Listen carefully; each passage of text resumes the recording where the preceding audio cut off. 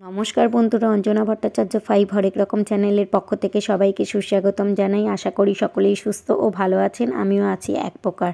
এই যে বাঙালির 12 মাসে 13 পার্বণের মধ্যে কিন্তু অনেক পার্বণ আমরা অতিক্রম করে আসলাম এবং 2024 সালের একেবারে সেই শেষের দিকে আমরা আস্তে আস্তে করে পদার্পণ করছি এবং 2025 সালকে বরণ করার জন্যে আমরা প্রিপেয়ার্ড হচ্ছি, প্রস্তুত হচ্ছি।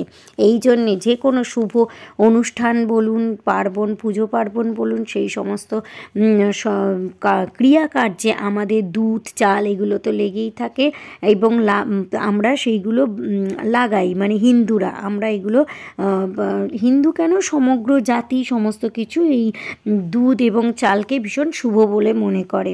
সেই সমস্ত দিয়ে মিষ্টি, নাড়ু এবং পায়েস টায়েস তৈরি হয়েই থাকে। এই পায়েস কিন্তু অনেক সময় হয় না, পায়েস বসালাম, দুধ বসালাম পায়েস করব বলে, দুধটা কেটে গেছে, তখন কি করব? সেই দুধটা কেটে গেলে আমরা দুমুঠ চালে আমরা এই পদ্ধতিতে চটজলদি আমরা পায়েস করে নিতে পারবো। আসুন দেখুন আমার এই সহজ পদ্ধতি ভিডিওতে কিভাবে চটজলদি দুমুঠ চালের পায়েস করা। দুধ, চাল, গোবিন্দভোগ চাল, আমন্ড কুচি এবং কিশমিশ, খেজুর কুচি এবং গুড় এবং চিনি, সামান্য গুড় চিনি দিয়ে আমরা